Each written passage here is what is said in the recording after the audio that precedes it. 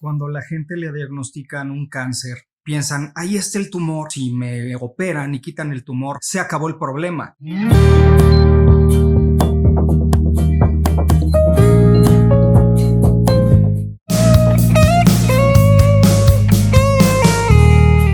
Y la pregunta es, ¿qué tal si el tumor, si el cáncer, es la representación física de otro problema real? No es la causa raíz. Y este abordaje es importante. Por muchos años se pensó, bueno, ahí está ese tumor, ahí está esa bola. Y bueno, si retiro ese tumor, si retiro esa bola, retiro el problema. ¿Cuál es la situación que se ha visto? Que después de retirarlo, vuelve a crecer ahí o vuelve a crecer en otro lado. Aquí la pregunta sería, ¿qué formó el tumor? ¿Cuál es la causa de ese tumor? Yéndonos a porcentajes, del 5 al 10% de los casos de cáncer tienen un componente meramente genético. Eso nos deja con un 90 a 95% que su causa es ambiental. Su causa es lo que estamos viviendo y cómo lo estamos viviendo. Vamos a analizar cada caso en particular. Vámonos primero con este componente que es el componente genético, que ya vimos que es del 5 al 10% de los cánceres, es realmente la minoría. La gran mayoría tienen que ver con el ambiente. Un ejemplo muy claro y que es de los casos que más he estudiado es la relación del gen BRCA1 y 2 con el cáncer de mama. Bueno, ¿cuál es esta relación y hasta dónde llega? ¿Todas las mujeres que tienen mutaciones en el BRCA1 y 2 van a tener cáncer? No. Entonces, ¿qué es lo que ocurre con este gen? Bueno, este gen de entrada todos lo tenemos, hombres y mujeres, no hay alguien que no lo tenga. Lo que ocurre es que ciertas mutaciones se asocian a mayor riesgo de cáncer de mama. Te dan un riesgo del, te voy a decir cuánto, del 44 al 78% de cáncer a los 70 años. Y las mujeres que tienen mutación en este gen BRCA2 tienen un riesgo de cáncer de mama del 31 al 56% a los 70 años. Entonces, tener el mal llamado gen del cáncer de mama no asegura que te vaya a dar cáncer. De hecho, de un 52 a un 22% de mujeres que tienen este gen con esta mutación no les da cáncer. El primer mensaje que te quiero dejar aquí es que no hay como tal genes de cáncer.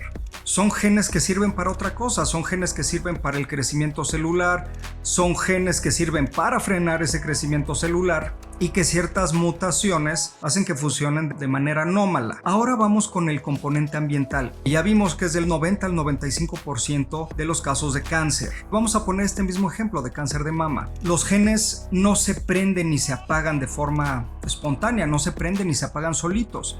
Se prenden y se apagan dependiendo de la relación que tienen con el ambiente. ¿Cuáles son los componentes o los factores de riesgo que aumentan o disminuyen el riesgo de cáncer de mama? Te voy a dar 5. El primero, el riesgo relativo disminuye un 7% por cada embarazo. 2. El riesgo relativo disminuye un 4.3% por cada 12 meses de lactancia. 3. El 4% de los cánceres de mama a nivel mundial son asociados al consumo de alcohol. El otro punto es que las terapias de reemplazo hormonal en posmenopáusicas aumentan el riesgo en un 5%.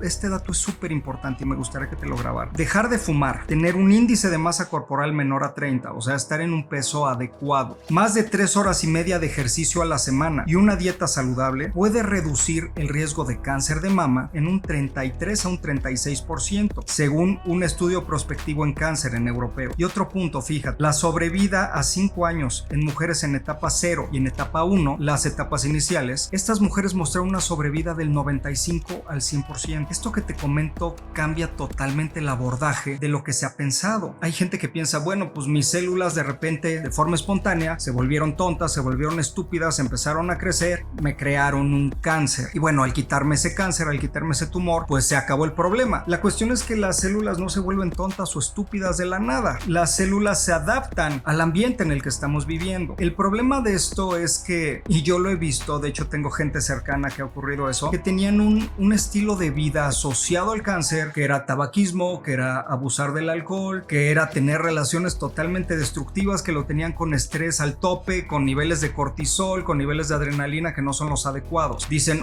el problema es el tumor, me quito el tumor, entonces ya estoy sano y regreso a tener la vida que tenía antes. No es así. Esto es en cuestión de prevención de cáncer. La gente que ya tiene el cáncer, hay una frase que le he escuchado a un doctor que quiero mucho y respeto mucho, que es genetista también, que es el doctor Guillermo Pacheco, que le ha hecho mucha investigación investigación en cáncer y ha estado en muchos foros y es alguien muy respetado. Él se queja constantemente de esta frase que usan de la guerra contra el cáncer, la batalla contra el cáncer. Y yo no entendía mucho a qué se refería hasta que me puse a profundizar en esa frase. Y sí es terrible ese mensaje. La batalla contra el cáncer siempre deja gente que no fue lo suficientemente buena o que no luchó lo suficiente y murió. Y deja gente que son triunfadores y le ganó al cáncer. Entonces, ¿cuál es la situación? El lenguaje de guerra o la psicología de guerra es: si yo estoy en una guerra, tengo que estar hipervigilante. Si estoy en una guerra, tengo un enemigo y el enemigo está dentro. Y si estoy en una guerra, pues una guerra tiene un componente de odio, de adrenalina, de hipervigilancia, y no necesariamente implica que tenga que cambiar mi vida. Si estoy en una guerra y antes era una persona viciosa y era una persona destructiva, pues puedo seguirlo siendo porque ahora estoy en guerra. Tal vez si alguien que conoces está pasando por este proceso, no le des este lenguaje de guerra, no le hables de la batalla, de estás ganando la batalla o vas a ganar la batalla. Mejor acompáñalo en un camino para regresar a tener armonía con su ambiente, tanto interno como externo, que empiece a tomar la vida de una forma diferente, que empiece a hacer los cambios que necesita. Si fumaba, que deje de fumar. Si tenía relaciones destructivas que le tenían el sistema inmune por los suelos, que deje de tenerlas. Si en cuestiones laboral no se protegía, que se empiece a proteger. También quiero compartirte algo que leí. Hay varios elementos que pueden ayudar y tienen un nivel de evidencia tipo A y B, que es el nivel de evidencia más alto. Fíjate, hay ciertas estrategias que ayudan a que la pasen mejor. El ejercicio,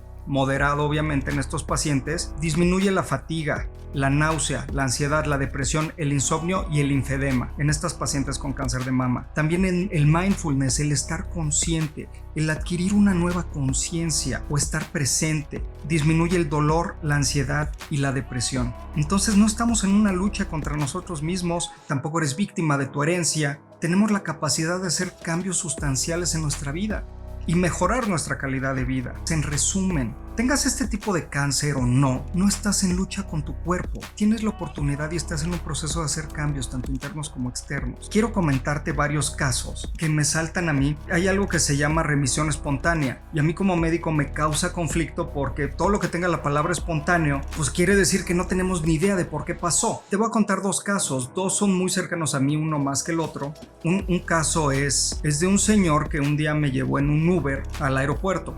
Y ese señor yo lo vi, tenía un cáncer enorme aquí en el ojo. Dije, le voy a decir, pero pues me da miedo, qué tal si se pone ansioso y chocamos, ¿no? Entonces me empezó a contar su vida y me dijo que desde hace 10 años él le habían diagnosticado un cáncer de pulmón, pero se lo diagnosticaron que ya tenía metástasis en el nervio óptico, tenía metástasis cerebral y tenía metástasis en hueso. Pues fue muy impactante para mí. De hecho me dijo, ya no veo de este ojo, y ahí fue cuando más nervioso me puse. Dije, madre mía, ¿y qué tal si le agarro el otro ojo y ahorita no ve y chocamos? Le pregunté y le dije, oye, ¿tú por qué crees que a pesar de que los doctores te dieron muy poco tiempo de sobrevida, le daban creo que 6 meses, ¿por qué crees que ya llevas tantos años? Y él lo que me dijo, empecé a cambiar mi vida, empecé a tener nuevos hábitos, empecé a perdonar a la gente que no había perdonado, porque me di cuenta que era algo interno, que era algo que tenía que ver conmigo. Yo lo produje. El cáncer no llegó y me infectó y se me pegó. El cáncer son mis células. Ese señor no tenía ni idea de genética ni de biología celular, pero me dijo,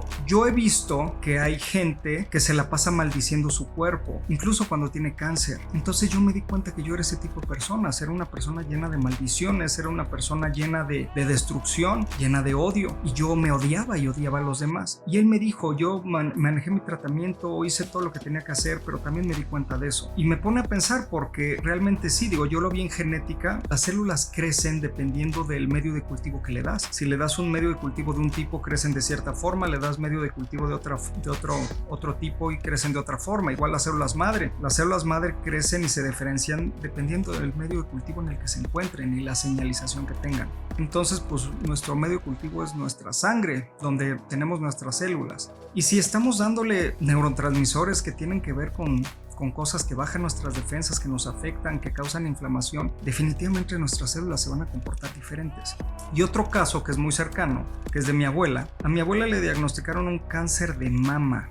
Le hicieron una mastectomía radical bilateral. A mi abuela le retiraron las 2 mamas. Pues ya mi abuela empezó a hacer cambios en su vida. En los últimos años de su vida empezó a leer mucho la Biblia, empezó a tener una relación diferente con su fe. Pues bueno, yo tenía 5 años y de repente mi abuela se cae, le hacen unos estudios de imagen y le encuentran una fractura en la columna. Esa fractura en la columna la checan varios médicos, le hacen diferentes estudios y se dan cuenta que no es una fractura, es una metástasis.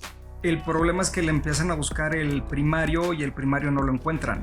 O sea, tenía una metástasis en la columna, no había un tumor primario, o sea, esa metástasis no se sabía de dónde había venido. Lo he platicado con varios compañeros médicos, con varias personas, y a mí lo único que me cuadra es que pues fue la metástasis del cáncer de mama que tuvo cuando yo tenía 5 años y hasta que yo tenía 24, o sea, 19 años después le empezó a dar síntomas. Los últimos años de mi abuela fue increíble verla, era una mujer que brillaba, se dejó su pelo blanco, se me figuraba a cómo era la situación de Gandalf, ¿no? Cuando se le ve todo el pelo blanco y ya cambió porque hizo un cambio interno. Mi madre y mi abuela no tenían una muy buena relación por cómo crecieron en los últimos años. Veías cómo se querían y cómo se amaban, cómo pusieron su vida en orden entre ellas. Un día mi mamá me llama y me dice: oye, hijo, pues es que tu abuela ya falleció, ¿qué le pasa? Ven a verla. Y la vi, pues sí, efectivamente había fallecido mi abuela. Yo estaba en el internado y mi mamá se puso a llorar y le dio gracias a Dios porque había podido tener ese tiempo con su madre. Entonces esos 2 casos yo no los he podido explicar. No cambia el mensaje que te estoy dando. Si no tienes esta enfermedad, empieza a hacer cambios tanto internos como externos. Y si la tienes, estamos en el mismo camino todos. Empieza a hacer cambios internos y externos. Empieza a cuidarte, empieza a cambiar tu ambiente. Empieza a amar a la gente, empieza a tener mejores relaciones, empieza a tener una vida más en paz, más consciente de ti. Te mando un abrazo. Yo soy Jaime Mendiola y de verdad el cáncer no es el problema de raíz, es la forma en la que estamos viviendo.